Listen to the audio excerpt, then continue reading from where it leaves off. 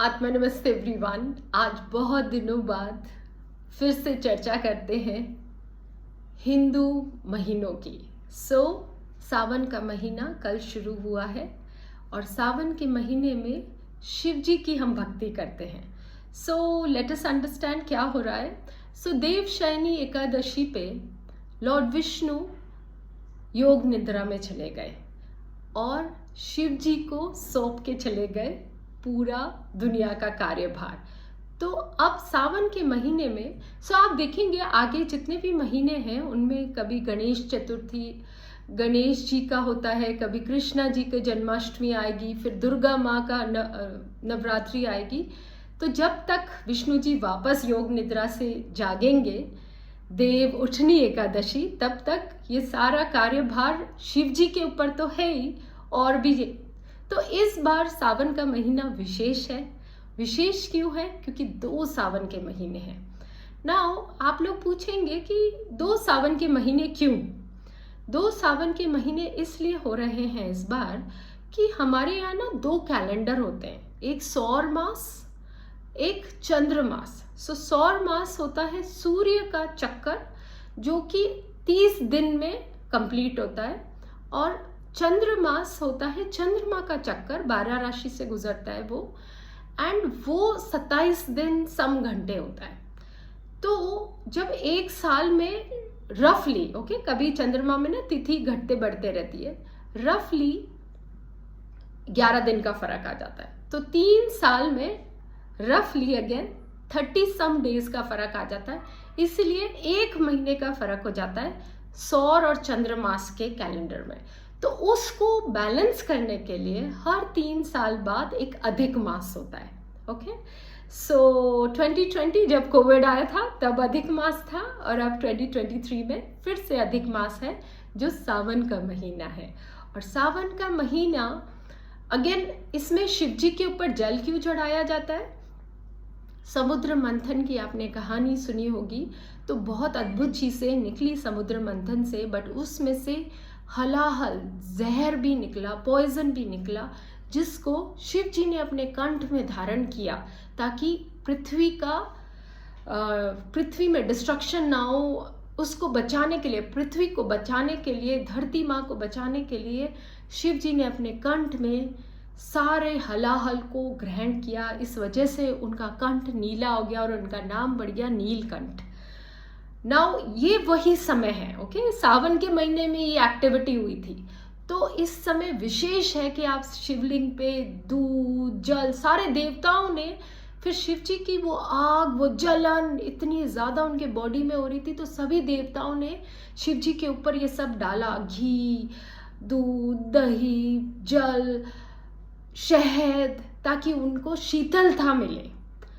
ये एक ये स्पिरिचुअल एस्पेक्ट है, ये रिलीजियस एस्पेक्ट है कि सावन के महीने में शिव जी के ऊपर आप जल चढ़ाएं और पंचाक्षर मंत्र, सिंपल ओम नमः शिवाय, इस मंत्र का आप जप करें, 108 बार करें। अगेन 108 में भी पावर होती है।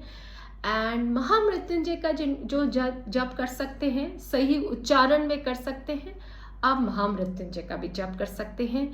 आप सावन के, इस बार गुड न्यूज़ क्या है, 2 सावन है तो 8 सावन के सोमवार आपको मिलेंगे।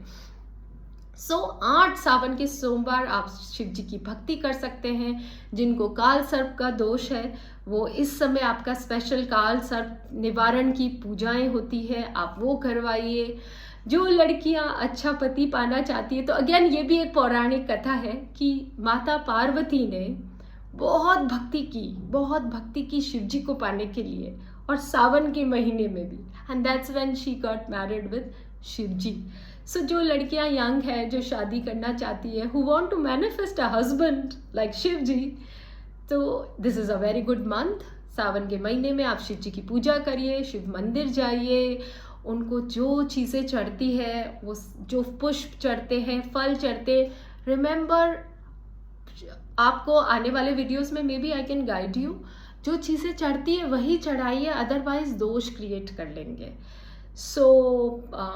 अभिषेक कीजिए, खुद से करिए, शिवलिंग ले आइए, पारद का शिवलिंग बहुत अच्छा रहता है और स्फटिक का शिवलिंग भी अच्छा रहता है। तो आप वो ले आइए, नहीं तो मंदिर चले जाइए and pray to lord Shiva. Shiv ji क्या है? शिव जी आपके मन को भी शांत करते हैं, आपका चंद्रमा भी ठीक होता है। तो जिनकी पत्रियों में चंद्रमा खराब है उनके लिए भी ये अच्छा महीना है। ओम नमः शिवाय जाप करिए, आपका मन शांत होगा, शिवलिंग पे जल चढ़ाइए, तो थ्रू आउट लाइफ करिए आप लोग। बट ये महीना सिंस इस महीने में टोटली शिव जी केयर टेकर हैं, उन्हीं पूरी पृथ्वी का।